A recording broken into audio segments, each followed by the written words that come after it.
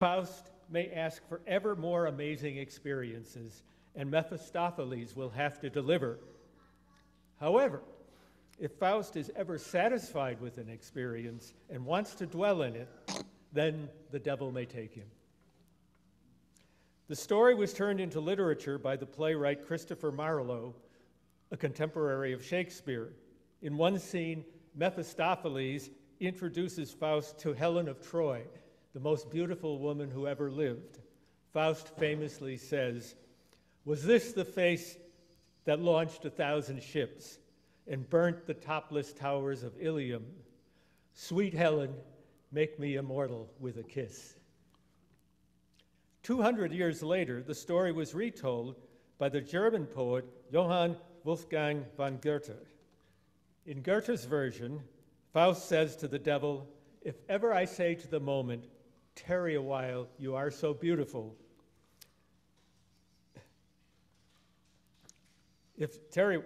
then you may bind me in chains, and I will welcome perdition." I was reading this in a book that had the German side by side with the English. In German, "Tarry a while, you are so beautiful" is "Verweile doch, du bist so schön." It struck me that if I were a German college student and I saw a poetically inclined woman with whom I wanted to strike up a conversation, this would be a great opening line. But I'll have to save that for my next life and hope I don't get reincarnated as a spider. This story is relevant to today's theme because humanity has made a bargain with nature very similar to the one Faust made with the devil. This bargain is called capitalism. Just as Faust could only put off damnation by asking for more and more, capitalism only succeeds when the economy produces more and more. In Marlowe's version, Faust is dragged down to hell by the devil. But in Goethe's version, however, Faust slips out of the noose and ends up in heaven when God recognizes that human striving is a good thing. Which version will modern capitalism follow?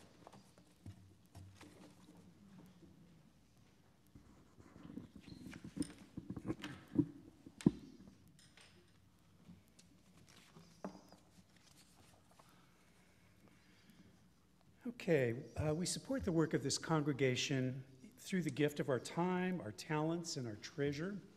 Your financial contributions help to support the ongoing work of what we do here, including worship, religious exploration, and community care and connection. And your generosity is reflected in the ways that we are able to show up in our community for justice and service and things like the HICO program that we heard about. Our Helping Hands Fund provides support to local organizations, and our Minister's Discretionary Fund provides support to individuals in immediate need. So to contribute, you can use the baskets going around, and you can also use the link in your chat online for those of you who are on Zoom, or scan the QR code in your order of service. So Jim's going to play some offertory music for us while the basket goes around.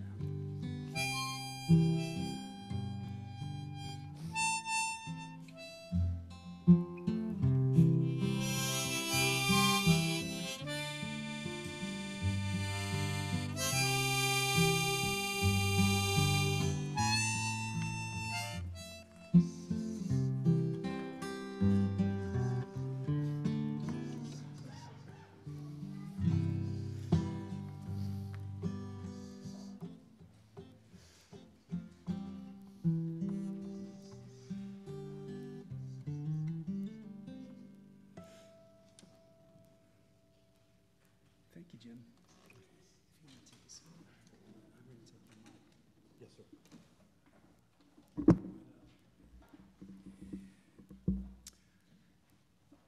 So we are at our Joys and Concerns moment, and if you're in the meeting house, feel free to come to the microphone to share any, briefly state your name, share any joys or concerns that you'd like to bring to the congregation today. We love hearing about milestones and any special things that we need to be aware of So please, challenges that we all bear and many that we're still keeping inside that we haven't shared today. We light one last candle for the love and support from this congregation.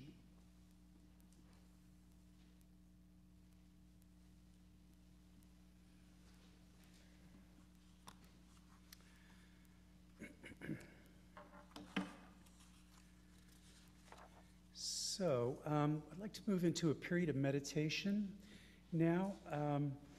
To start with, I want to do an antiphonal reading, which we rarely do, it seems, from the back of the hymnal.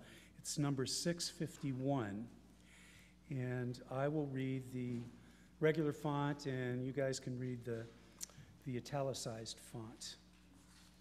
So that's number 651 in the hymnal. It's an antiphonal reading by Norman Cousins, so you may be familiar with him as a writer. And it feels somewhat simpatico with John's message today.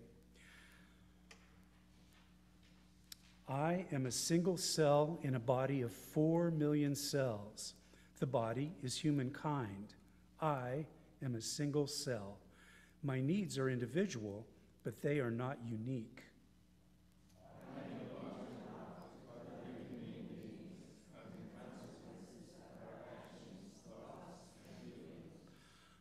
I will work for human unity and human peace, for a moral order in harmony with the order of the universe.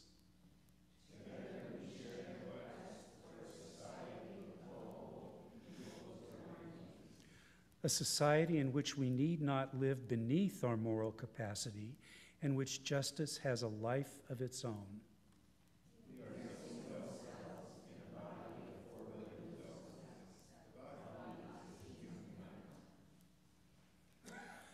So please remain seated, get comfortable, perhaps put both feet on the floor for a moment of silence. And I'll stop the silence with the chime up here.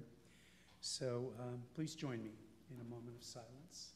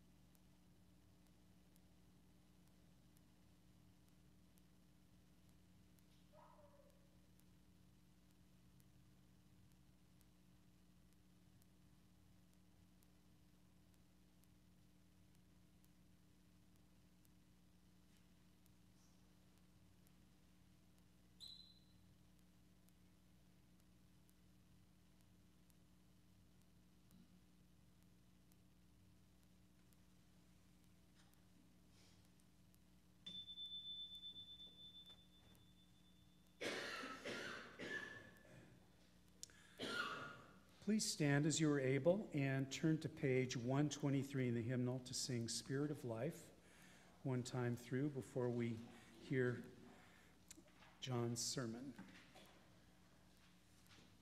That's number 123, and Mark is going to pull up a YouTube video for us to sing with.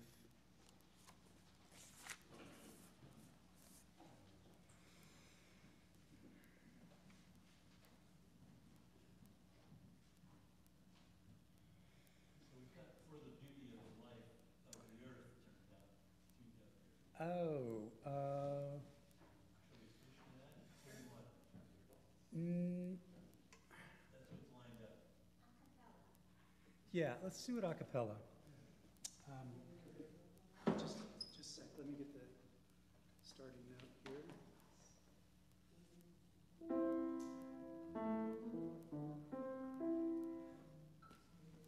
Spirit of life, come unto me, sing in my heart all the stirrings of compassion, blow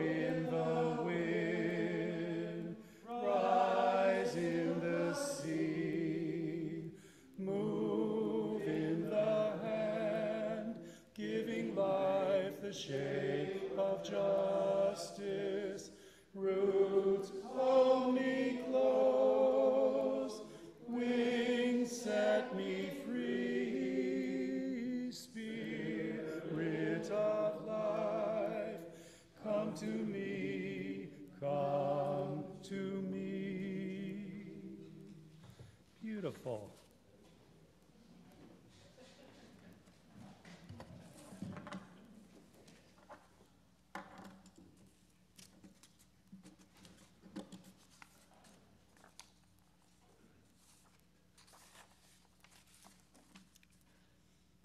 About climate change, we need to ask three questions.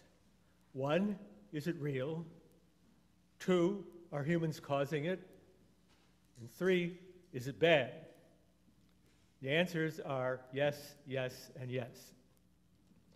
The science is settled. There are uncertainties, but these are only about whether, if left unchecked, it will be bad, very bad, or catastrophic. There is no doubt whatever that the main cause is the carbon dioxide we discharge to the atmosphere when we burn fossil fuels, coal, oil, and natural gas. You've heard all this before, but here's a chart that will probably surprise you. It compares America's carbon dioxide emissions since 1970 with those of the rest of the world. If you can put that chart on the screen.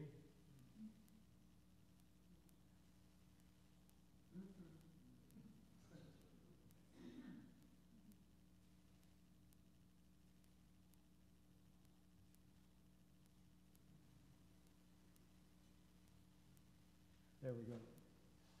Only going to show two shots, so don't worry too much. It's the red line and the blue line. The amazing thing about this chart is that America's carbon dioxide emissions, shown by the red line, are about the same now as they were in 1979, whereas those of the rest of the world have skyrocketed. I suspect the reaction of most of you will be that this is simply unbelievable. Haven't our emissions gone up too? Actually, no.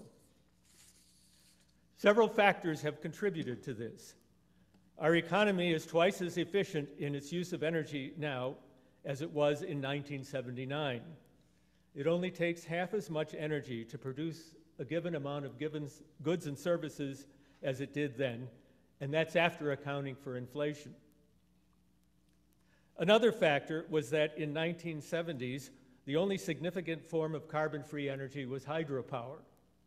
Since then, we've added nuclear, wind, and solar. A third factor is that fracking came into widespread use during this period.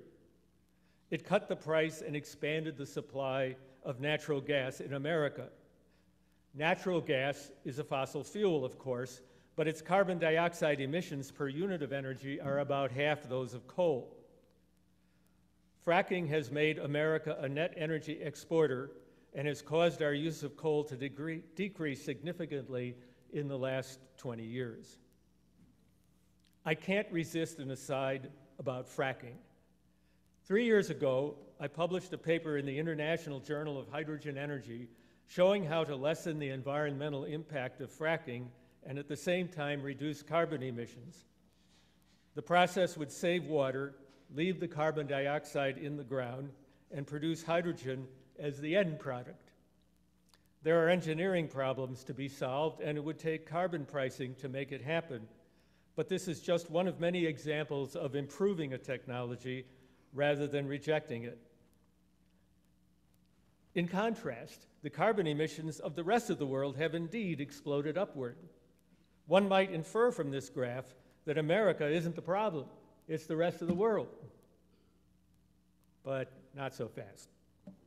The next chart, and the only other one I'll burden you with today, shows why.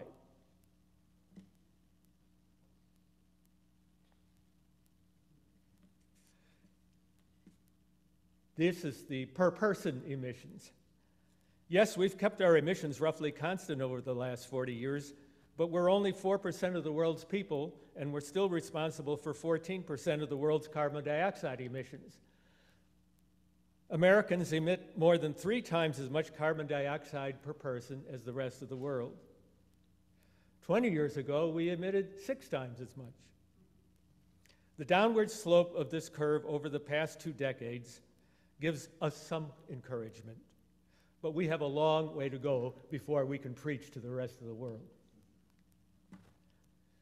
The first chart shows that America can't solve the climate problem by itself. The second chart shows that we must lead.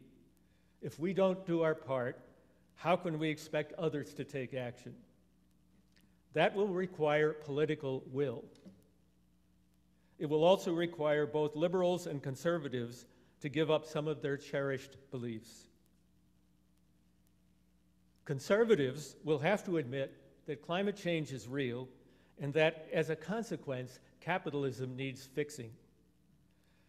We may have to live with our Faustian bargain, but as in Goethe's version, we can escape perdition if we act intelligently.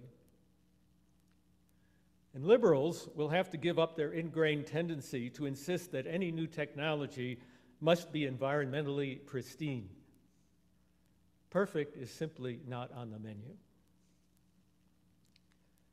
The simple fact is that because of our Faustian bargain with nature, we are inextricably linked, for better or for worse, with market capitalism and expanding technology. Barring a catastrophe comparable to the Black Death in medieval Europe, which is what it took to kill the previous economic system, namely feudalism, neither of these is going away anytime soon. And anyway, few Americans, whether conservative, moderate, or liberal, are willing to give up the comforts that technology has brought us. The good news is that we can move our economy toward lower carbon emissions and help move the world in the same direction. The best way to do that is carbon pricing. I've spoken about this before, but at the risk of being a Johnny one-note, let me quickly review how it would work. It has three parts. First, the federal government would collect a fee from producers and importers of fossil fuels in proportion to the carbon dioxide emitted when they are burned. The fee would start small, but would increase year by year until our carbon emissions were brought under control. Second, the money collected would be returned to the American people in equal shares.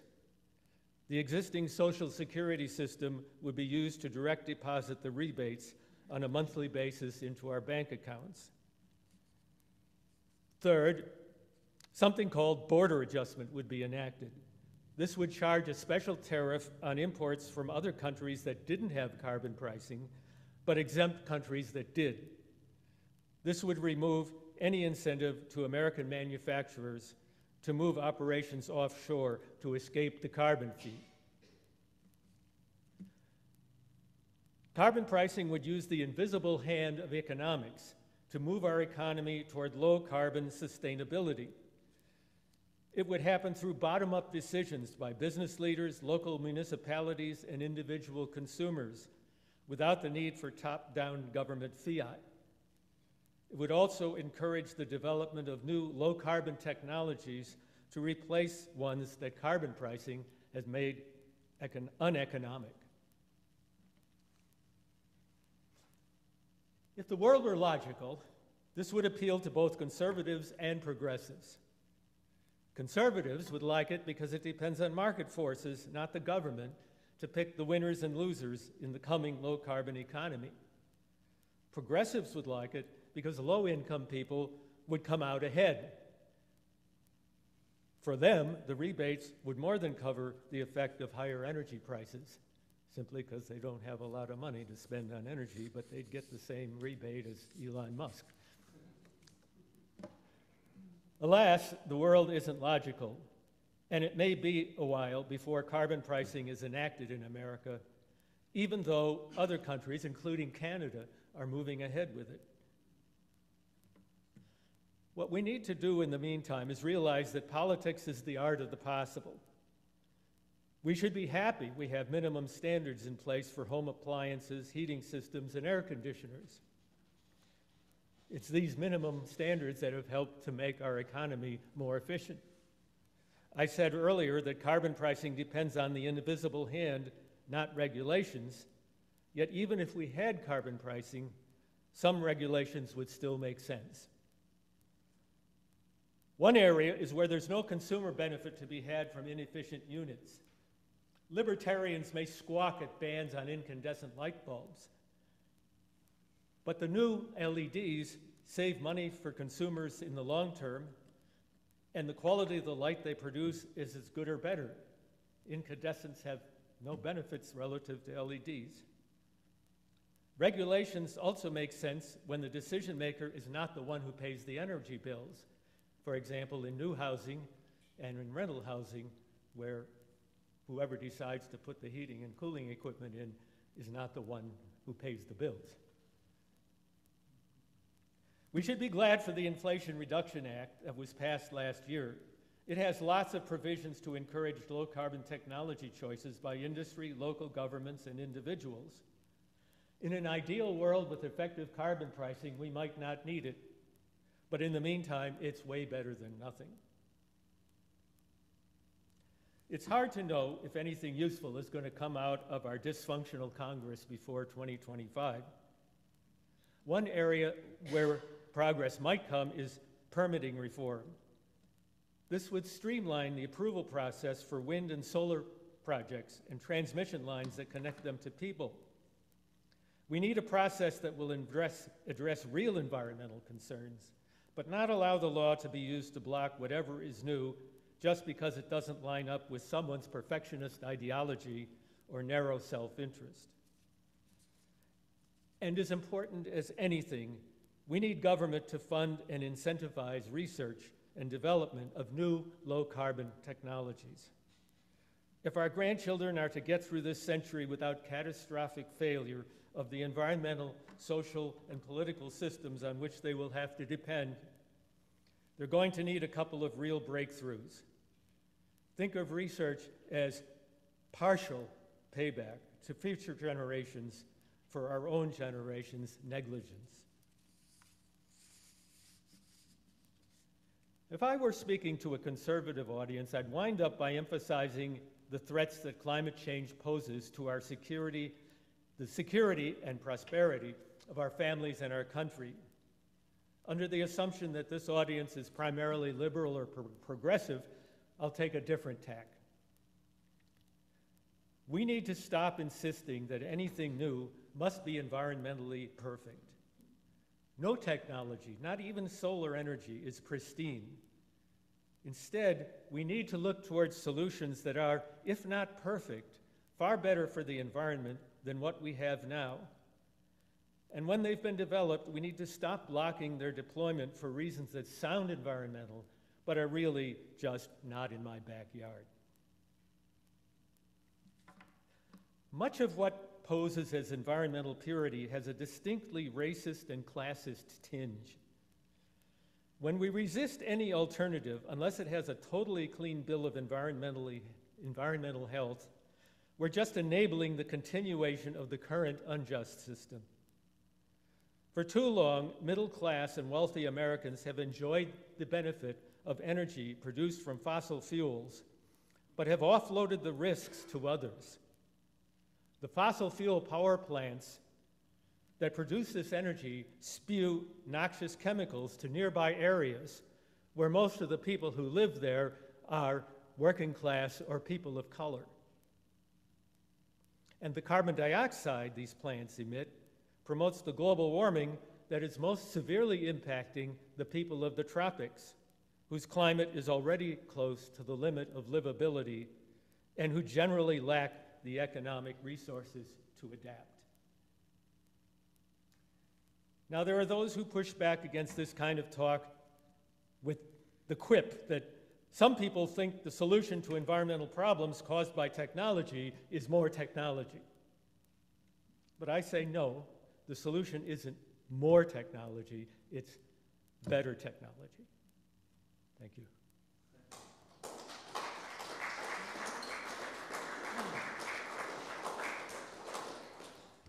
Thank you, John. Stephen, question?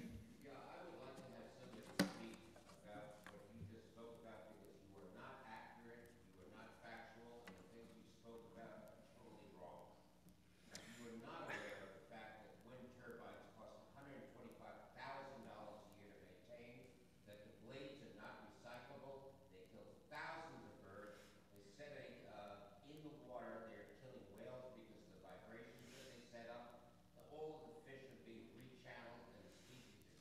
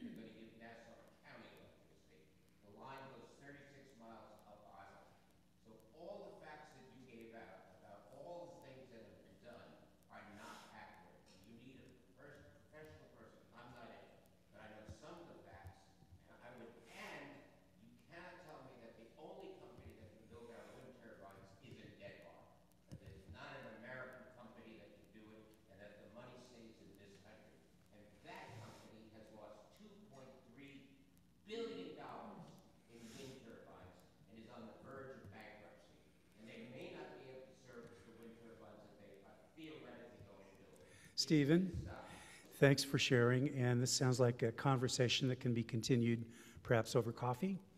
So, okay, well, you could find one, and we. Let me just say, I think there's room for conversation. I take issue with most of what you said, particularly the whales. People, of course, people can say whatever they want, but there's really no evidence that wind turbines are harming whales. And the point is that by resisting anything that has any problems whatsoever, we're just allowing fossil fuels to keep going, and that's what's really going to kill the whales. And so, yes, there's no perfect solution, and it's quite possible that humanity will fail, that there will be a disaster like the Black Death, and the current system will totally collapse. 1 billion people will die, or maybe more than 1 billion people will die, and whoever is left will pick up the pieces and do something. I'd like to hope that that couldn't happen, but if we insist that that new technologies be absolutely perfect, when the existing coal and other fossil fuels are much, much more dangerous than anything that is carbon-free, that is what's wrong. That is what's going to kill humanity, and I'd be very happy to have a debate at any time because I feel I'm correct, and with all due respect, I think most of what you said is either wrong or totally over-regarded. Yes, wind turbines have to be maintained, but so do coal-fired power plants. But at least wind turbines don't emit carbon dioxide, SOx, NOx, and ROx, and all of the other crap that they do. And the environmental perfectionists have just played into the hands of the fossil fuel industry for the last 50 years. So, there's a lot of passion here, and we can pursue this later over coffee and at some other time. So thank you guys for sharing. So please rise as you are willing and able, and turn to page 21 in your hymnal, and we will sing "For the Beauty of the Earth." And Mark's going to pull up that YouTube video for us. It sounds like he's got it right.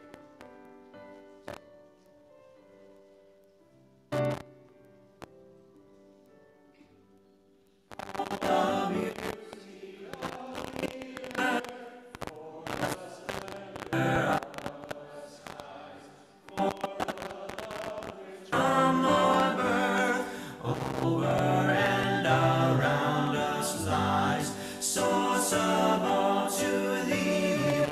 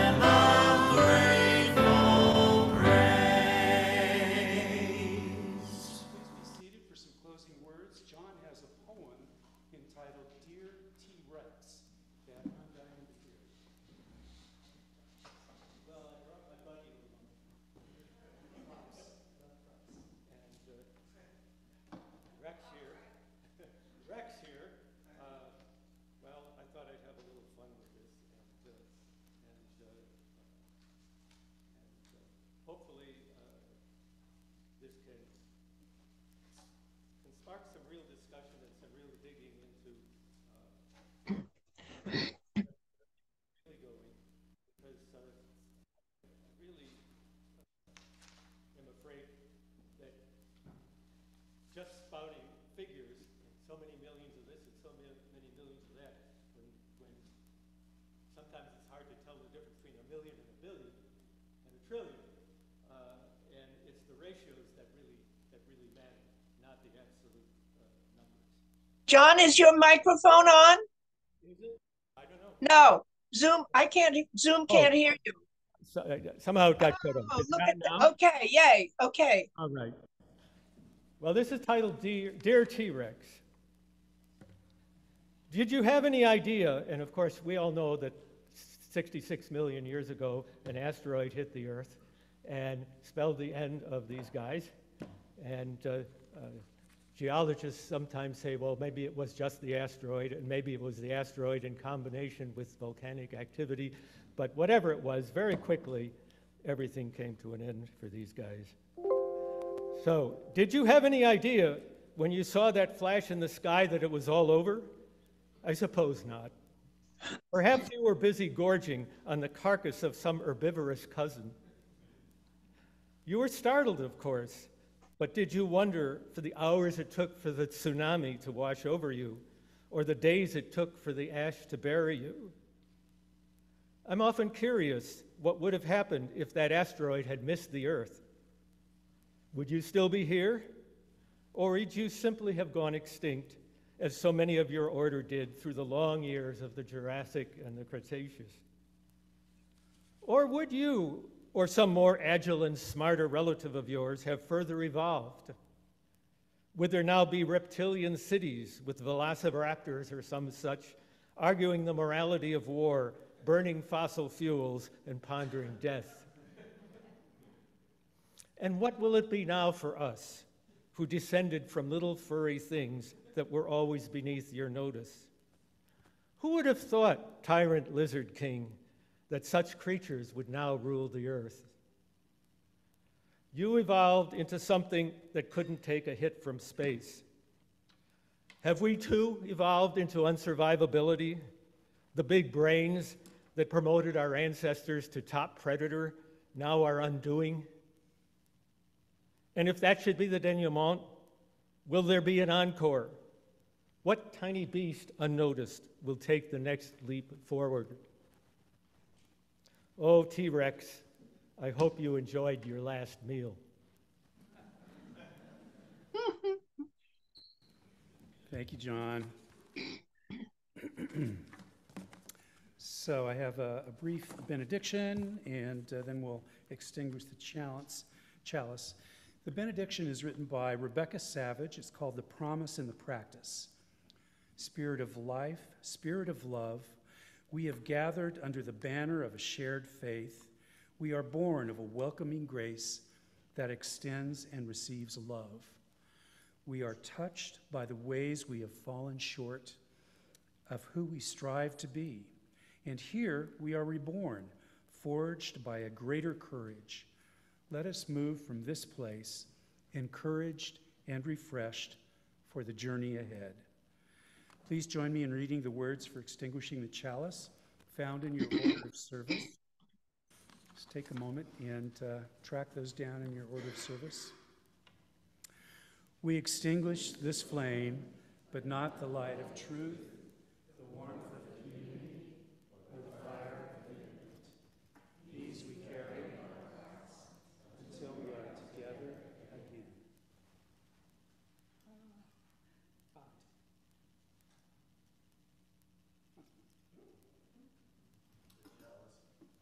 Oh, it came back. We just want to keep burning.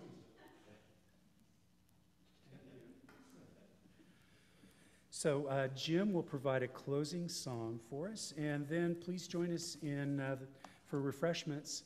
Angeli, did you bake something for us today? Yes, and we have deviled eggs from Celia. Wahoo!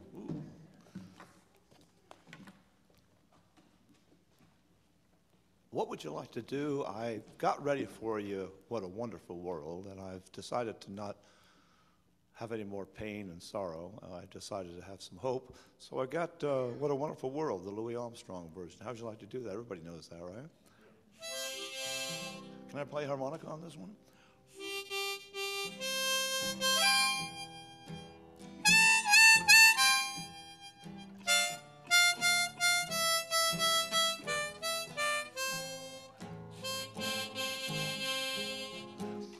Can't wait to watch these two guys debate. Here we go. I see trees of green. Trees of green, red roses. I see trees of green, red roses too. I watch them bloom. I watch them bloom for me and for you. And I think to myself, what a wonderful. I see skies of blue. I see skies of blue, clouds of white, bright blessed day, dark sacred night. And I think to myself, what a wonderful world. The colors of the rainbow, so pretty in the sky, also on the faces of the people passing by. I see friends shaking hands, saying, how do you do? They're really saying, I love you. I hear babies cry. I watch them grow. They'll learn much more than I'll ever know. And I think to myself, let's go. Wonderful world. I think to myself,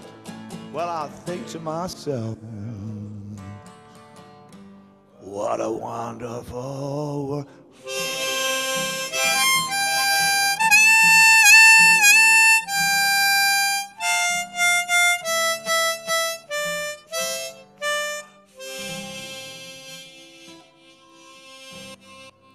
God bless you.